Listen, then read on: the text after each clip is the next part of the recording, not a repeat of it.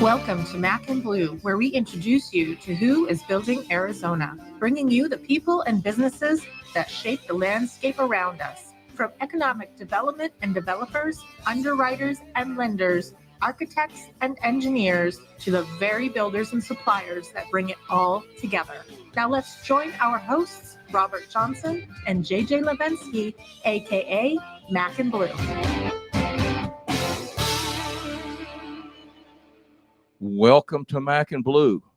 We should have started this show 30 minutes ago and then be ending it now because there's no way it's going to get any better. I'm Robert Johnson, Vice President of Business Development with Torrey Contracting.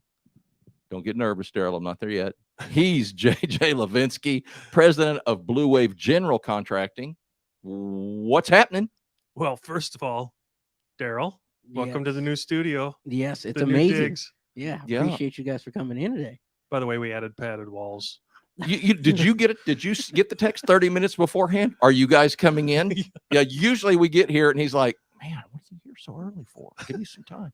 So yeah, this was anyway, we missed you last week, Daryl. Karen did much better than you've ever done. But as she's listening, so we can get that's the only reason I'm saying it. Yeah. And when we're off there, it goes back to you're the best. Okay. Yeah, whatever. We are really glad this week to have Carla McGee and Jennifer Prowse, both with MHG Commercial. Carla happens to be a host of Smashing Through Walls, a podcast that is also on Phoenix Business Radio. True. Is that correct, Daryl? That is correct. And you and I were able to be guests with And her. we That's were, right, you yes. were. And so, in all fairness, I mean, she is very interesting and has a lot to bring to the show. But it's her. This is it. Right. But it reciprocal. This is the way networking works, right? Thanks And for we have to do feeling damage obligated. control with how much you beat No, up we, on no, Daryl. no, we were obligated. That's not what I'm saying. I'm not saying that. No. It's In the fine print, it says that. Yeah. yeah, It's okay. part of the But agreement. big deal. We'll get through it. Okay. Thank you for coming, both of you. Well, thanks. Yeah, for it's having us. already Thanks for been having us. fun. It really has been a blast. Jennifer will never do a podcast again ever. After we're done with her. Yeah, she'll have a twitch in her right eye. It's starting, yes. Let's start with you, Carla. Tell us a little bit about what you do with MHG, your podcast, maybe a little bit. Just give us a little capsule, and we'll move on to Jen after that and get to know her. My general bio. Let's get the bio and the vibe. So I'm Carla McGee. I'm with MHG Commercial.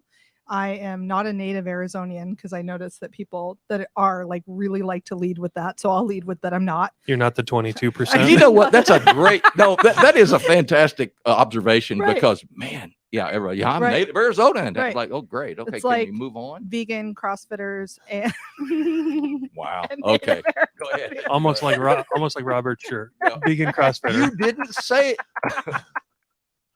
What?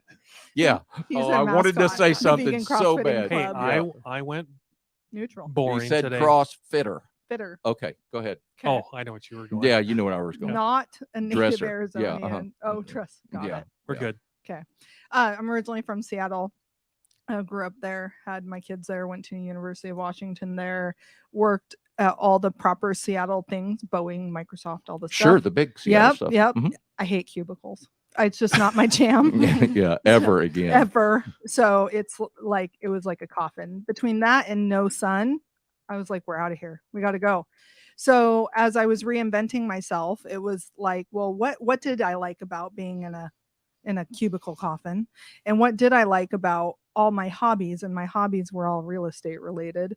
If they didn't involve my husband or kids. And Were you a realtor up there as well? I wasn't. We mostly just kind of flipped properties or, just dabbled. It was a hobby. in things. Truly Yeah, was a it hobby. really was Okay. just kind of a side hustle. And what was your husband doing? My husband sells commercial industrial HVAC. He's a Oh. sales engineer for Mechanical Products Southwest. Okay. So then there was the synergy there. Right. So yeah. So it just kind of goes hand in hand, and it still does. And so I came down here where the sun is and realized that I love commercial real estate over, say, like residential, specifically income producing properties, multifamily, all, all that good fun stuff. Sure. And the rest, as they say, is history. Very good. So how did you get started podcasting? I really like to talk. And No. I'm totally shocked. it really surprises Daryl just fell out of his everybody. chair, by the way. Yeah, like, you hide Daryl, that really get up. well. You're Daryl, okay. go ahead, Daryl. Hot mic, hot mic. Okay. So I don't know. I just wanted a platform to talk about real estate, to talk about business. I also wanted a platform for women in especially commercial real estate. And that's why it's called Smashing Through Walls, because I didn't just want to break the glass ceiling. I wanted to smash down the walls. However, as I went through my guest list, there are not very many women to invite. Okay, so I was going to ask, Mhm. is it predominantly a yeah. male industry? I mean, Yep, this is a dominated industry, really? dude fest, yes. Seriously? Yep. I've never noticed. Well, you're a guy. Yeah. Okay. Yeah. So when Exactly. It's a great point. No, yeah. like really, as I made my guest list and I was like, oh, we can invite this person, we can invite this person, we know this person. I'm like, wow, those are all. You were like through 3 dudes. shows and you were done. Yeah. Yeah. So I try to invite women. Basically, what I'm trying to do is give them a seat at the table and give them an opportunity to Sure. have their voice heard in the industry as well. Sure. And so if I have to be the representative of women, then so be it. Somebody has to. Somebody's got to do it. Jen? Hi. Hi. So Thanks so I'm much still for being thinking here. about Like, Now that Carla Carla just said. stole the I know. mic. Like, didn't mean to No, wake you she up. can have it. No. Tell us a little bit about yourself and what you do with MHG. Yeah, so I am a commercial agent Okay. on the same team. I've been working with my mentor, Aaron, who started our team I think it's since 2015. And it kind of just happened into my lap. I knew Aaron through a coaching business I'd started, and I knew he was in real estate. So I said, hey, what are you doing in real estate? And he offered to mentor me in commercial real estate.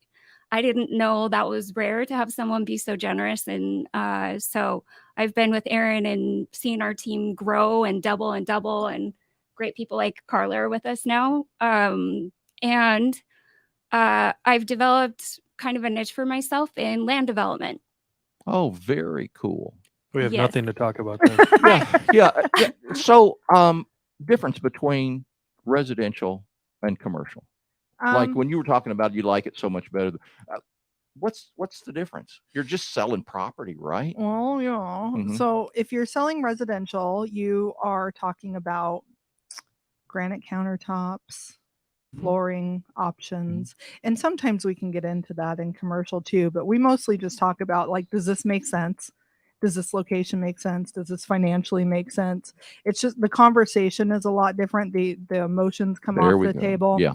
Yeah. I would have thought that would be Yeah. huge. So it's not someone's dream home or where they're going to have their kids or where their child took their first steps, right? Like, this is a business, or likely will be a business, or was a business. Mhm. And then that's it. So like, it either makes dollars and cents or it doesn't. And so that's where like the finance background comes in. So how handy. much of it is, and maybe this is a naive question, but the one never asked is the one that you forget, right? So on that, how much are you doing how much representation do you do on sale versus lease?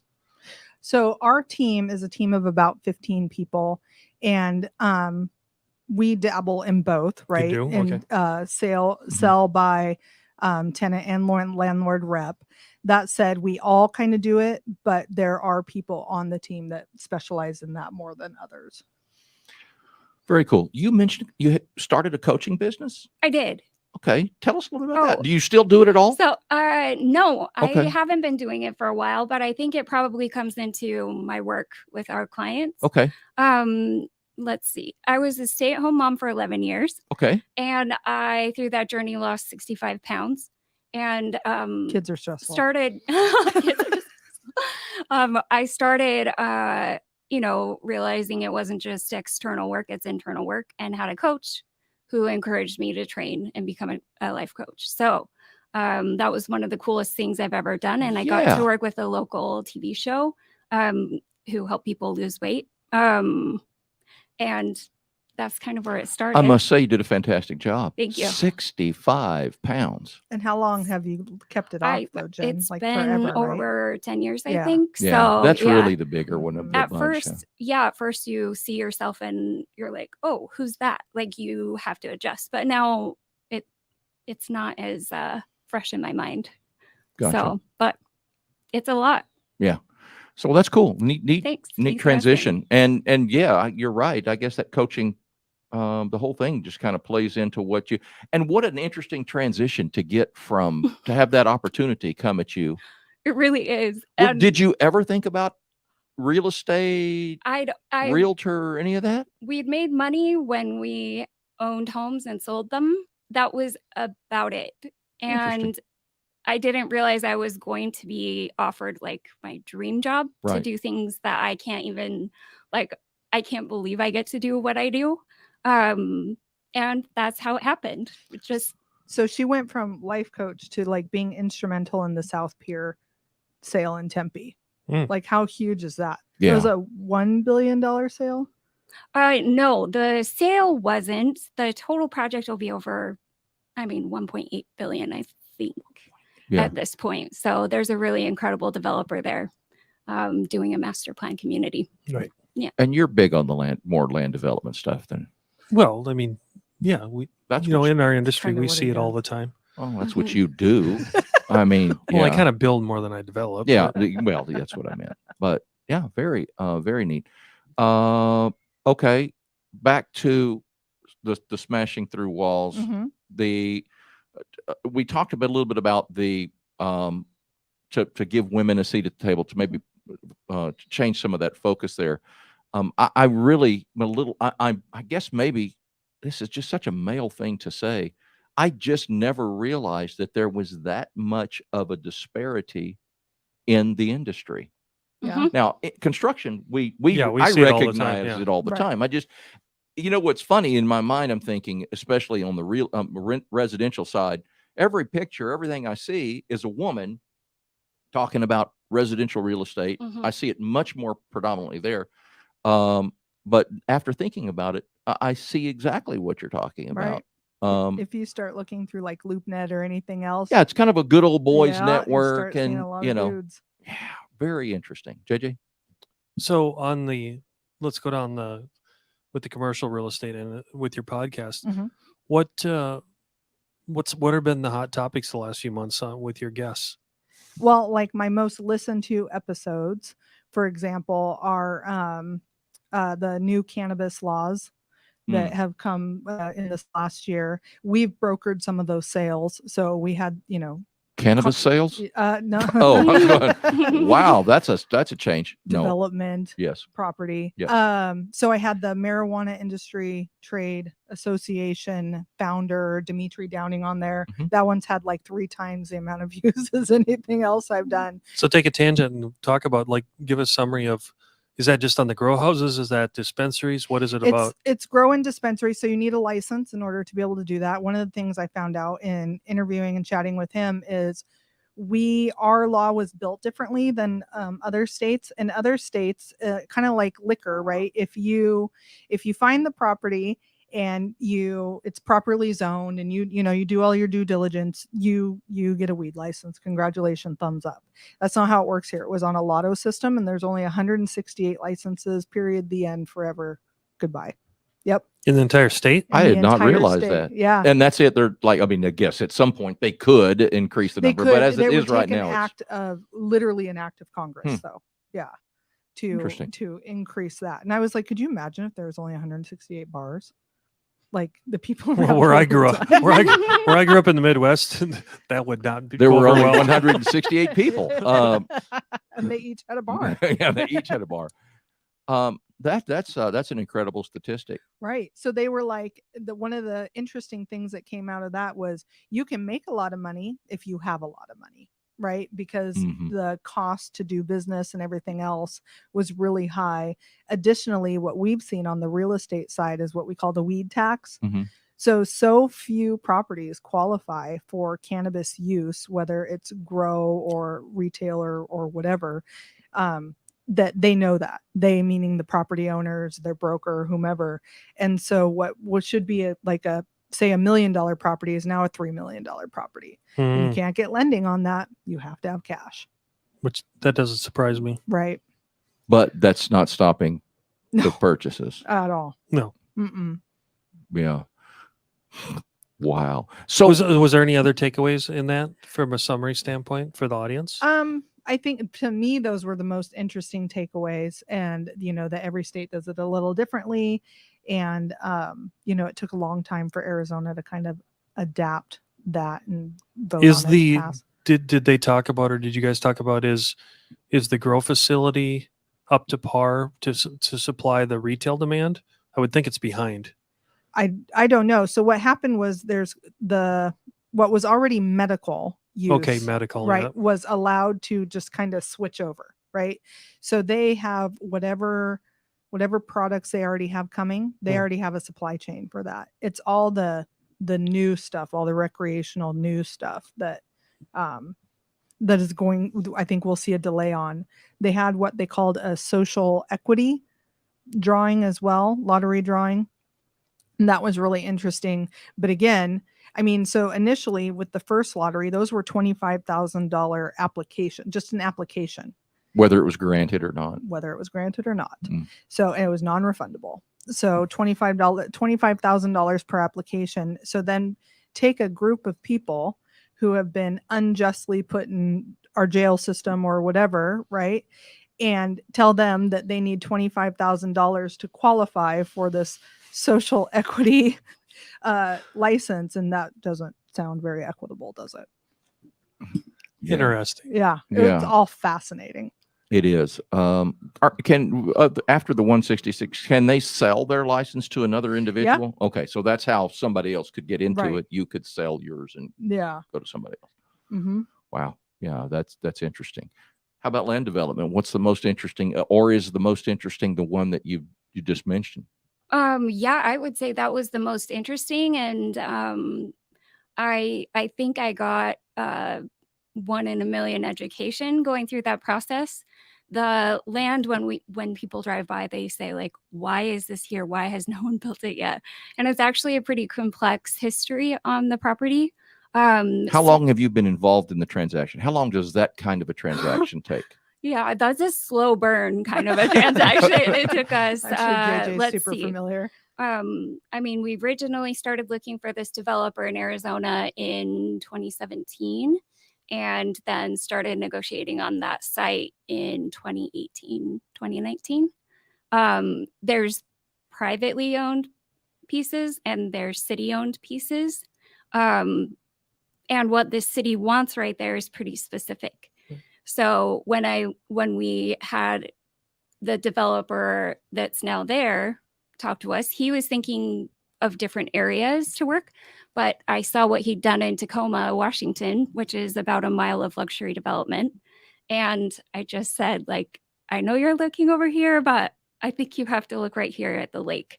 And it's a special spot where it's fee simple, surrounded by city and so school land. it's been like a full-time job. It's been a, yeah, it's doing been, this one. yeah, it was. And I think I've always been curious about things, and my parents encouraged me to ask questions. So I guess that's the way I've learned, is just asking questions and really listening.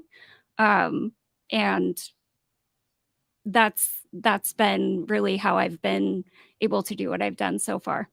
So you're obviously an East Coast girl? No, Or, I'm from East Utah. Valley. I'm sorry, yes, East Valley. I said like, coast. no, Yeah. Utah. I grew up in Utah. Yeah. Um, Like, no, I'm not East Coast. No. I'm Utah. I love the East Coast. Yeah.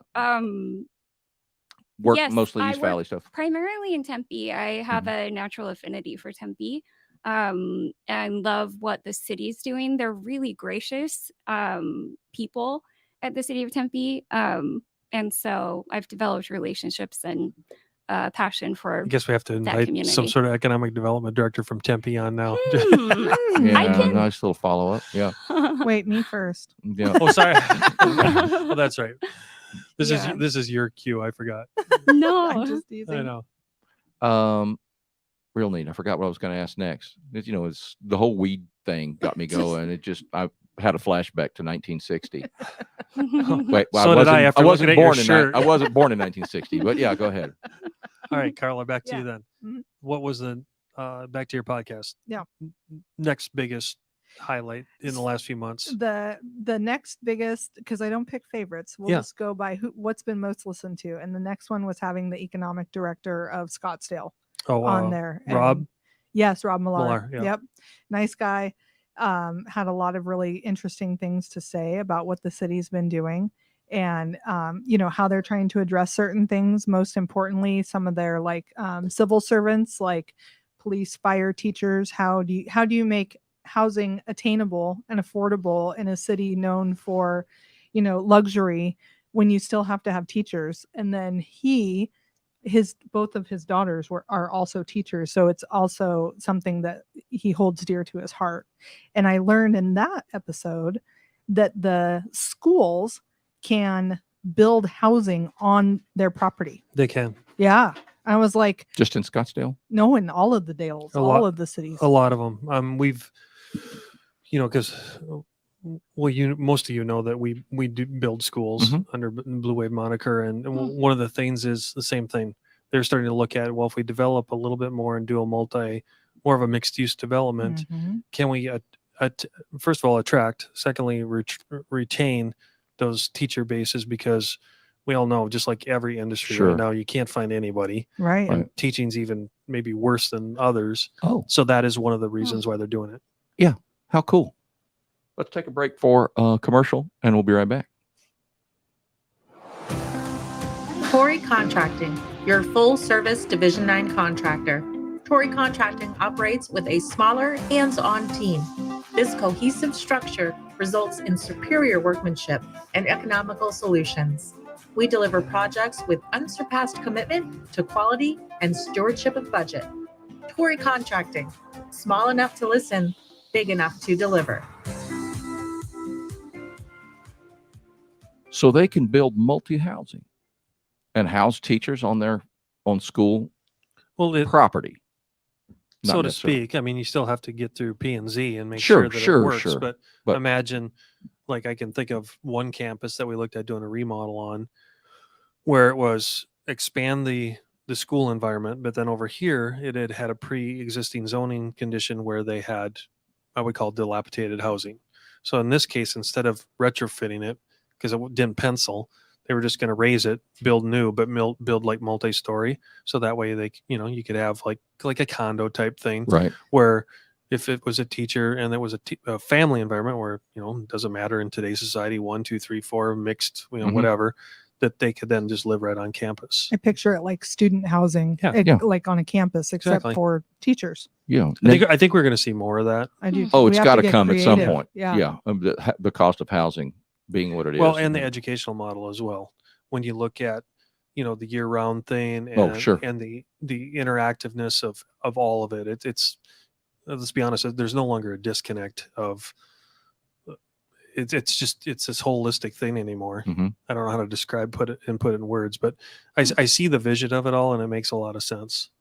Interesting. So now you've mentioned, or I've read multifamily housing. Where are you seeing the most interest?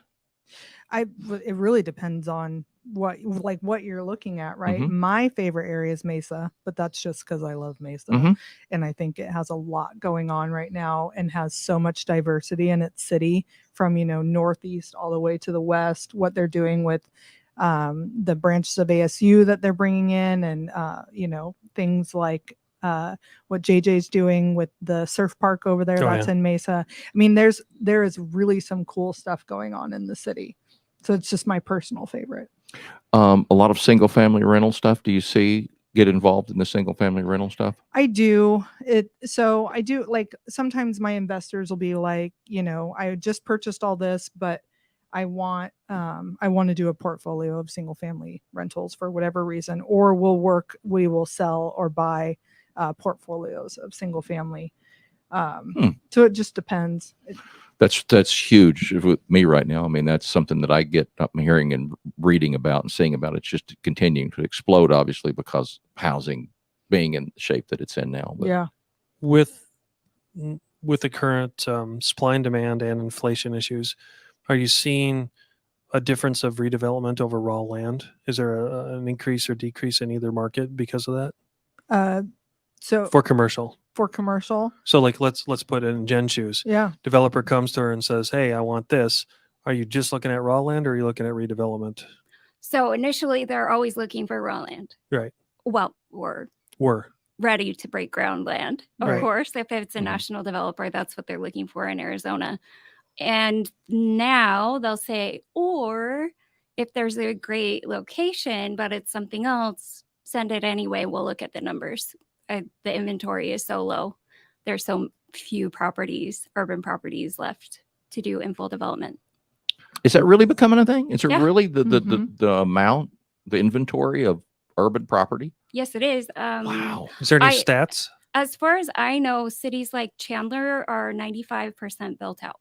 I think it's- 93. They have only have 93. 7% left when they came Yeah. and presented Right. to us. Wow. And what about Scottsdale? Tempe's even higher, isn't it? Yeah, Is it's it? Yeah. higher. And Scottsdale, as far as I understand, you think that there's a lot of land, but it's All not state Scottsdale, owned it's state and and, reservation Or Mhm. land. native? Yeah. Yeah. So, So I it don't looks know. spacious, but Mhm. it's not very Well, most people don't spacious. realize that. I think, correct me if I'm wrong, but from Pima out to the 101, that's still all technically owned by the Native Americans, and then they do the lease agreements back on those things, Right. like where Yeah. McKesson is and all those Mhm. strips in there that Right. we just had because we had Ryan, Mhm. we had Ryan companies on what was a Mhm. couple weeks ago, Mhm. Mm. and they were the developer there on that piece. So Yeah. I'm pretty sure that was an arrangement on Sure. a land lease. Yeah. Mhm. We get calls all the time that are like, hey, I want to develop right there. I see all this land. I know I can. And we're like, oh, sorry, bro. Yeah.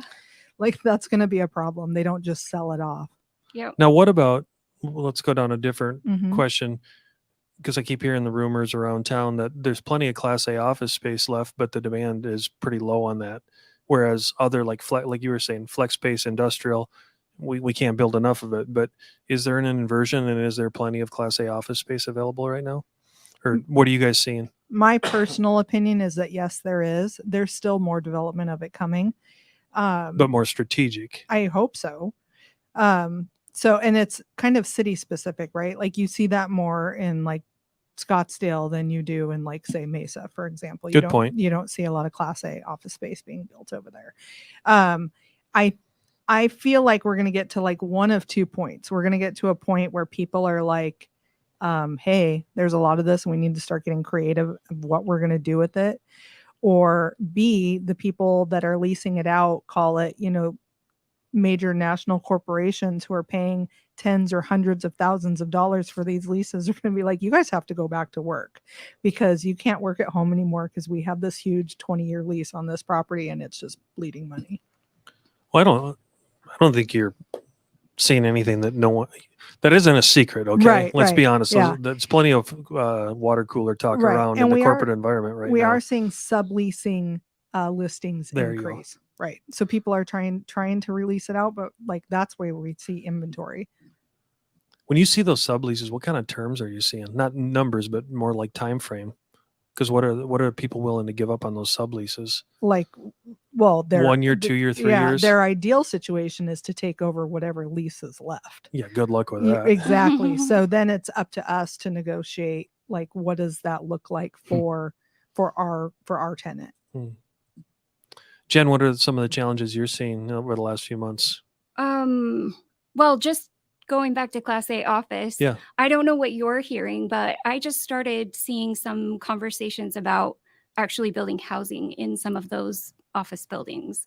I'm not sure if you've seen any of that, but I think in some of the areas we probably will see a little bit of that start. I'm not sure how much of it, but as the inventory stays low, I think that might be a possibility.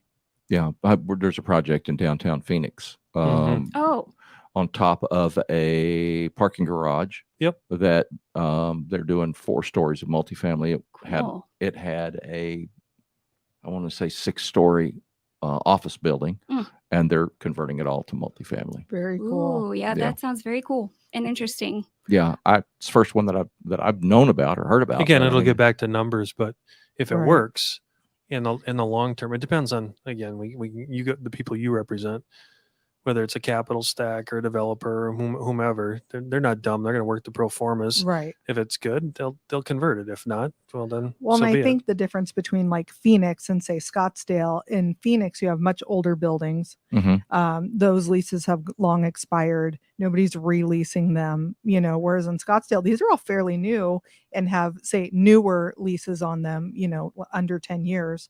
And so there's less opportunity for redevelopment right now, in my opinion, because the property owner is like, or I could just let you keep paying your lease. Yeah, I was stunned. I want to say it was a couple of weeks ago, driving down the 101 in the East Valley, in the area that you were just talking about, and all of the vacant buildings adjacent to the 101 from Via de Ventura, all those down through there, large buildings that they were dark. There was like a one car in the parking lot kind of thing. I was just amazed. Is that really from people not going back to a workforce?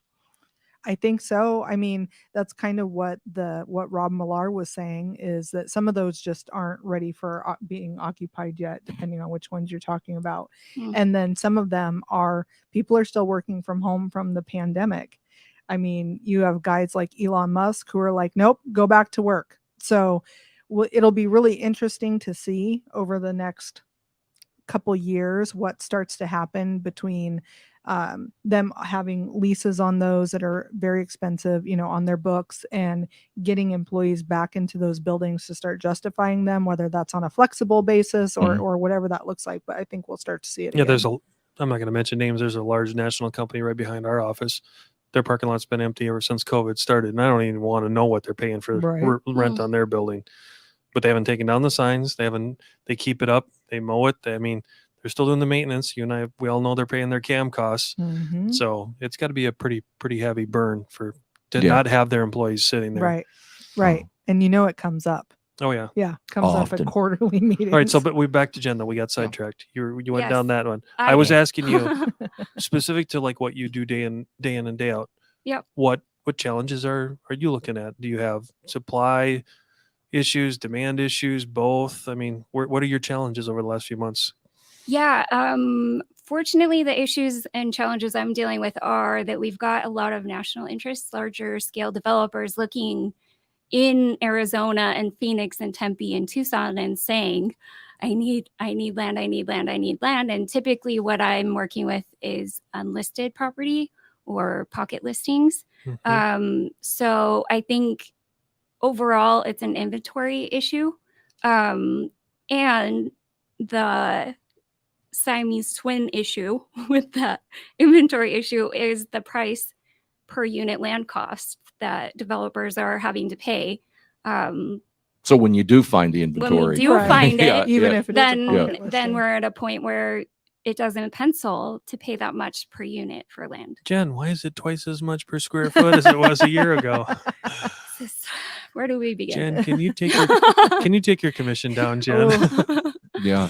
Yeah, you heard how 2017 to 2022. That's 5 years of this woman waiting to get paid on one sale, and then people do things like ask us to reduce commission. Oh, or happens. give- I'm sure right. all the And time. I'm like, I just worked for 5 years on that project. What? Yeah. And I was saying that facetiously, but I know But it it's cuts true. deep. Yeah. Well, it's no different than anybody that we Oh, have right. on this program. I mean, Yeah. we They're all asking you to cut your costs. cut. Yeah. Yeah. So you mentioned that I think that there was you have a team of 15 Mhm. on yours. Now, why so small? So that we can be Nordstrom and not Walmart. You see it reflected in the service, I Mhm. would think, that you're getting. Pretty much. We can really take care of you and have a team of actual experts in what they're doing versus like the big companies. And we all knew who they are, so I won't throw anybody under the bus. But when people come on new there to be mentored, their mentoring is cold calling. Let's start making calls. Just start picking up the phone. And that's not what we do. We start actually teaching them how to do this job and how to best serve our clients. And we facilitate that through a lot of relationships that we have that you cannot build when you're that large. You like her Nordstrom thing? Can you tell where she's from? Yeah, I loved it. Yeah. Ding, ding, ding, ding. Yeah. Yeah. I absolutely get it. Yeah. So commercial real estate, it was one of the things that you mentioned going on in the valley. I mean, is it now getting hotter on the West Valley than it is in the East Valley? Well, I don't know what you think, Jen, but I know residentially the West Valley has turned into what is technically a buyer's market right now. However, when I've been looking for leases for a particular client, I can't find anything because there's no commercial properties even built over there yet. Which to is what lease they're out. doing. They're building everywhere, but Right. they're either sold or leased Yep. Right. before they get Correct. built. So, Mhm. what about you? What do you think? What are you hearing, seeing? I think there's some great growth areas on the west side of things. Mhm. We're seeing interest in areas like Casa Grande Mhm. because, the Lucid jobs and the mhm. manufacturing that's going to be there. Maricopa. And Yeah. Maricopa was my next, Mhm. subject I would bring up. I think that I saw that you had their economic development Mhm. director on. I haven't listened to We've that had, podcast. we've had yet, quite a but- few. Yeah, you have a lot of But great we- ED. So But you're seeing a consistent theme. So Mhm. I don't think you're saying anything that all of us aren't. Nope. There's no surprises here. Nope. When I think about we had whether it was Maricopa, Casa Grande, let's go out west to Goodyear, Buckeye. We all know what's going on out there with, especially with all the industrial, the relation to California, the logistics we've talked about. I think heck, even Josh, that was on from Ryan Mhm. Companies, he said the same thing. They're building more out there because their Californian clients are. Right. It's Mhm. cheaper to go from Long Beach to here and then ship it back Right. than it is to The deal with logistics is to not deal with interesting. the Republic of California and their Mhm. business Right. stuff. So yeah, it just, and then I think I just read something over the weekend out of Phoenix Business Journal that there was another something, let's go further down towards like Florence and Eloy and that area, taking over old farmland to, Mhm. develop that, which that's that whole Casa Grande moving even more with their arterial, whether you have rail spur, Mhm. highway access to the 8, back and forth from Right. Texas to California. It Mhm. just seems like that whole thing just keeps growing and growing and growing. Right. Well, and the city of Apache Junction just came on my podcast, and we're talking about how they are promoting a vote that they have coming up to add 0.5 cent sales tax on items in Pinal County. So that one of the reasons is so they can create a highway and then eventually rail system that'll connect Tucson to the valley. Well, actually, when we were guests on your deal, hadn't we just talked to, help me out. Wasn't it the development group that was coming out to Far East, AJ, that was redeveloping that whole area around where the corner was? I think we briefly talked about that, Robert, too, where AJ was taking a pretty, I think a well-capitalized developer was coming in and doing a whole Yeah. cleanup on Yes. that one end of town. Yes. Call it just Yeah, a whole okay. redevelopment. Yeah. Yeah. Yeah. And then they came on last week or the week before and like really elaborated on Okay. a lot of that. And then that's the difference I'm seeing with the cities right now. And sometimes even the developers and everything, they're coming to us to facilitate our relationships and how we can help them. Like AJ's coming to us and saying, hey, this is what we're looking for Oh, in terms interesting. of commercial properties, in terms of what kind of we've done surveys. We know what kind of shopping people want. We know what kind of dining they want. Do you have those relationships? And our answer is yes. And if we don't, then we'll figure out how. So here's one that I just thought about to ask you guys because I don't play there. But in our world, because of the price increases and everything that's going on, you're seeing a lot of collaboration on what I would call the equity side. So in other words, developers and whatever are coming to, let's say me as a traditional GC or even a construction manager, hey, would you like to take an equity stake or play in this? Right.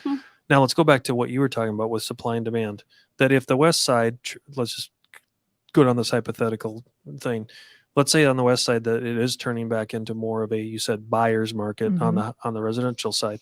Let's say on the commercial side that it went from a heavy seller's market down to more neutral, where it's 50-yard line.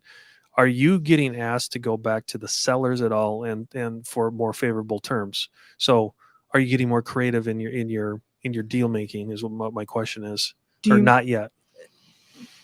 So like if we have things that are already under contract, then the answer is no. Right, get that. Right. But the answer is yes if they're out there looking and we are trying to all be creative together. Yeah. Because you are fighting for, there's a Yeah. quite a few fighting for just a few Yeah. pieces of inventory. Right. Yeah. Which makes it all more important to have a relationship and be relationship based. We'll talk about that in a second. Let's take a break. Be right back.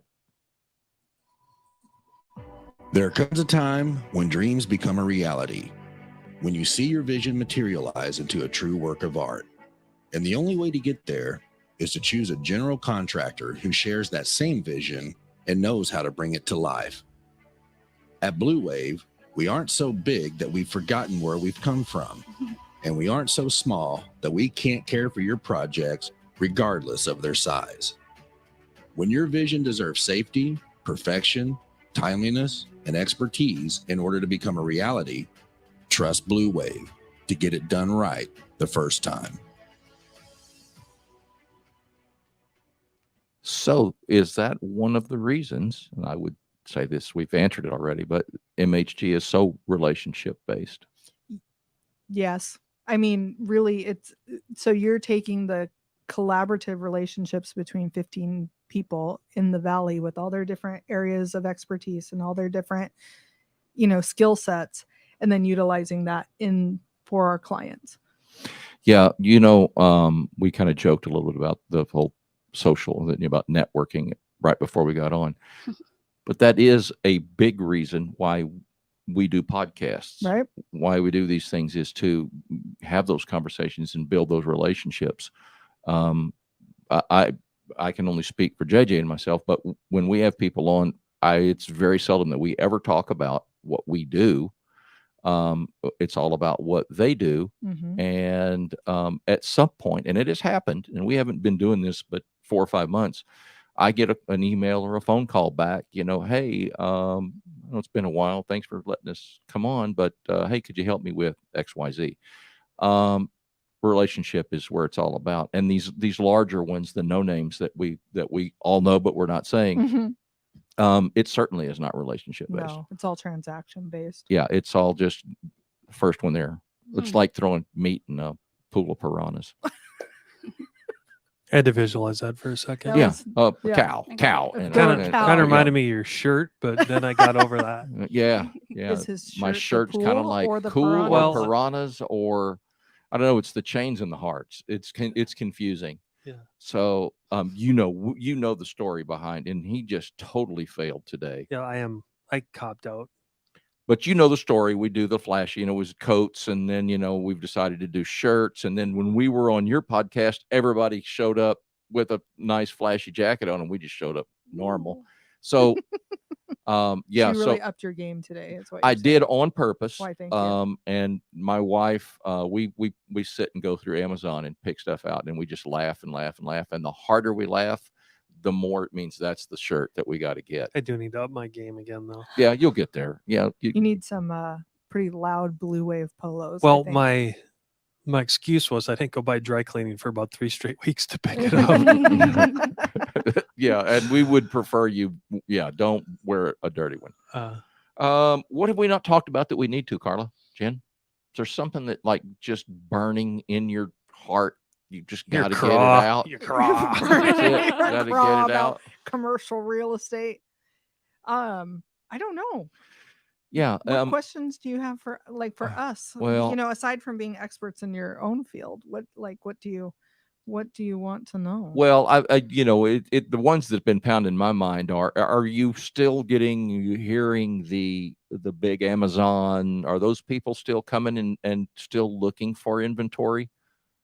Has that quieted down? I'm looking at Jen. Yeah, That slowed down.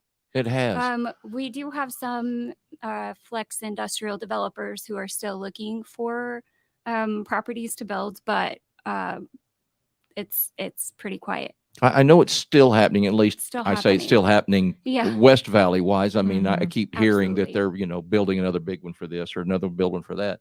Yes, we are in school. Daryl's raised his hand. we have a question oh, from the Daryl? audience. Well, Oh, yes. polite Daryl. Go I ahead. have a question. Do GCs and real estate agents ever cross paths before something ever get for a deal? All the gets time. done? We could, if JJ would call us and ask us to He, help no, find the answer something. is JJ goes yes all the time, and she's saying He's I've never had picked a phone call Mhm. once. So Well, full disclosure, they usually talk to you before they talk to me. That's true.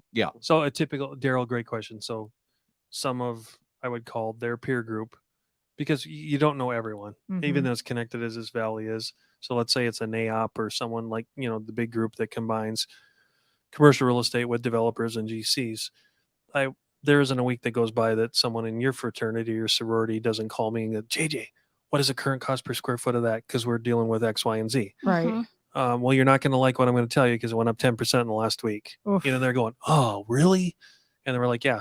So the answer is yes, Daryl. And I think that is going on constantly in the valley. I mean, all the time between. and even us, I mean, but Yeah. when we are in light gauge steel structures, but because we're such a big piece of the pro forma, Mhm. that's why they're doing it, because they have to make it pencil before they can they can purchase that property. If it doesn't pencil with what they're trying to do, it won't go. Well, I think another great example to what you're saying is, and not to belittle this, but let's take just a very industrial shell, like a distribution center, or like what you guys have been talking about, these big tilt projects that are going all over. Mhm.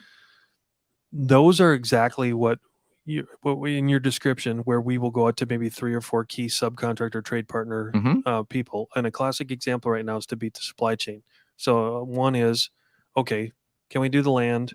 2, what will it take to get the infrastructure done? Which, if there's offsite improvements or things like that. In other words, getting utilities, what we Right. call wet and dry utilities, in and out of that facility, because sometimes that could be a year or 2 long process with Mhm. entitlement and everything else. Mhm. The next one is the structure itself, which, as you guys know, could either be like concrete tilt, a metal building, Mhm.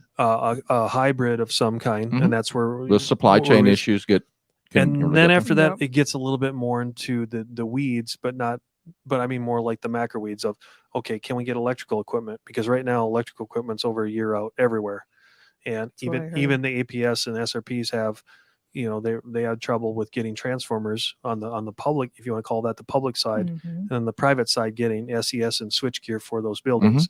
So, great question, Daryl, and the answer is yes, and even more than you could possibly fathom how much commercial real estate and developers and general contractors are talking more and more and more. And then you also have to bring in what we call the A&E firms, architectural and engineering firms. They're part of it as well. So back to Carla's point, the collaboration and the teamwork is probably more organic than it's ever been. Mhm. Oh, I would certainly agree with that. I mean, but, especially right now with developers maybe that owned property, that their project penciled a year ago, Right.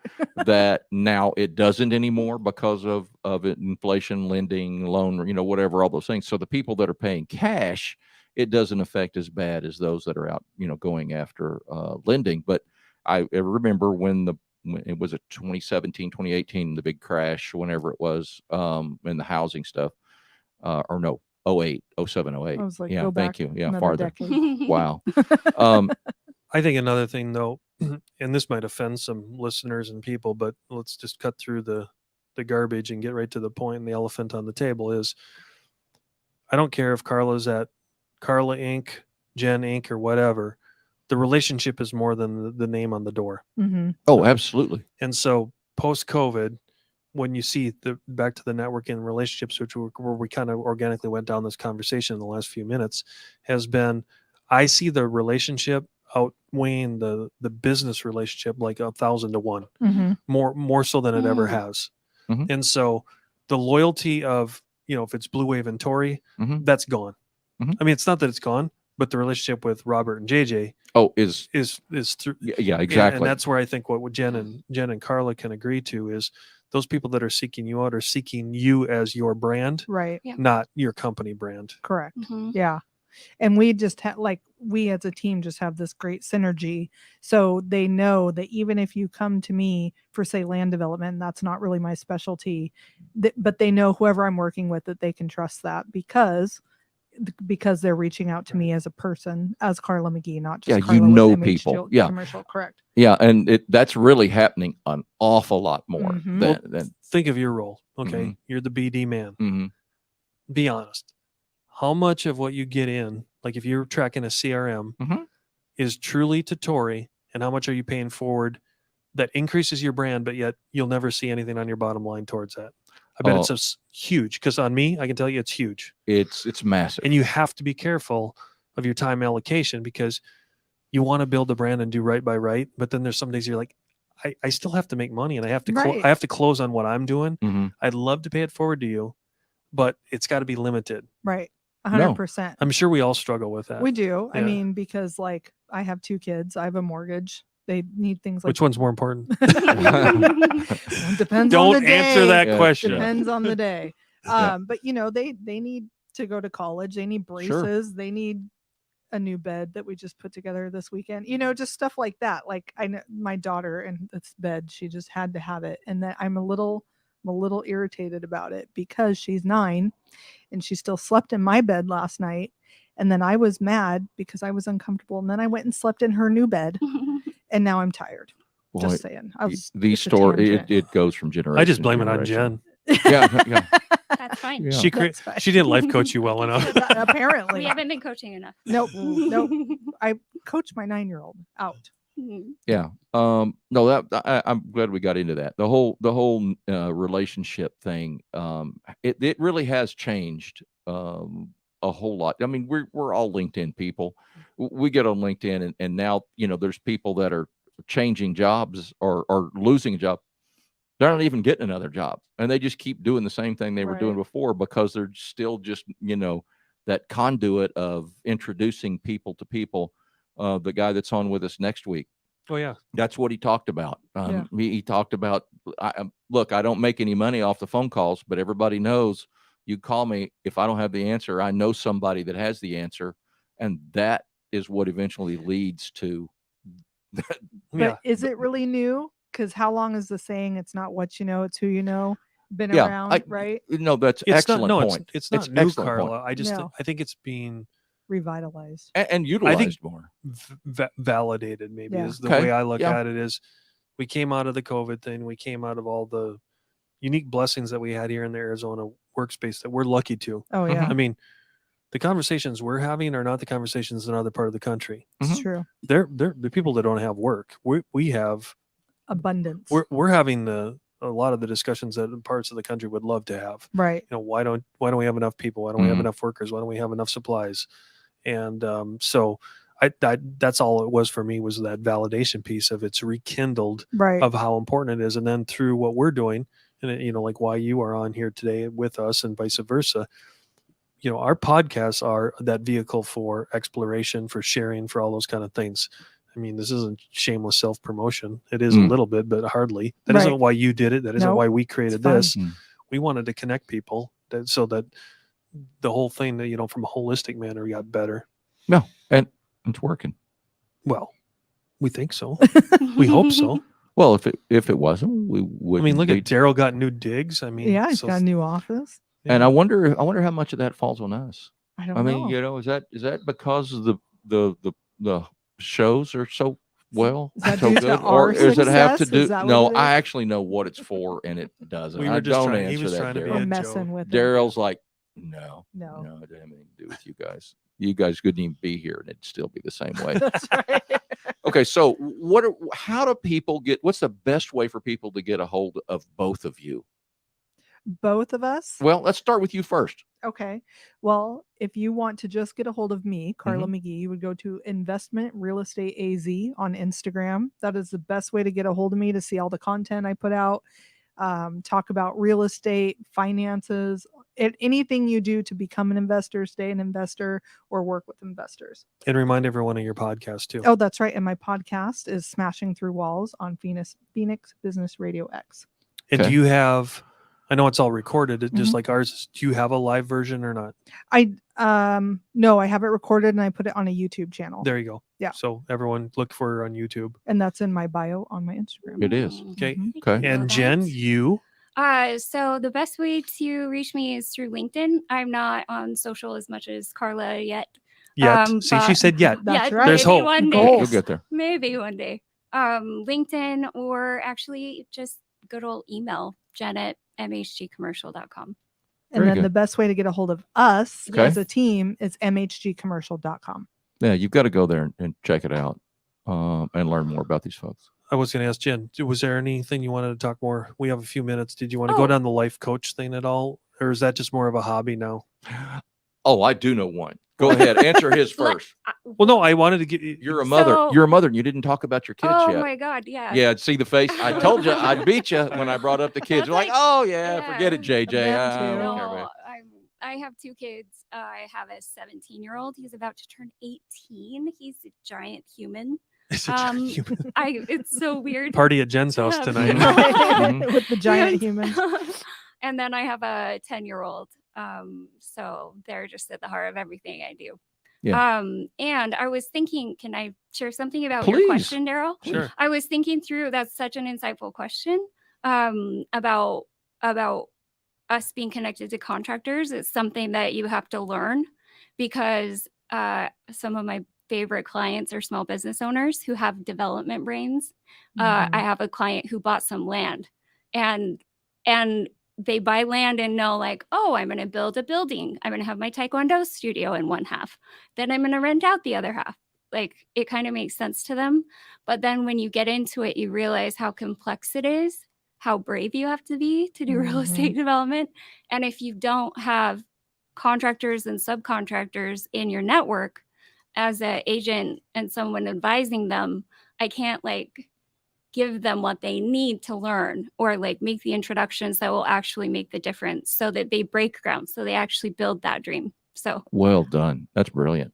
that's I think we should just end it right there. Yeah, I mean that was Anything I like, say is Mic just going to drop. be. no, that was excellent. I'm glad you followed up on Oh, that. thank Thank you. you. Okay. That's why we bring the smart people on, Robert. That is why we bring the smart people Because on. you and I. Yeah, we're going to actually have to have one of those. And one of these days, we're going to have one of these shows and we're just going to bring Carla and Jen in and we're just going to have that chat like we did before this thing started.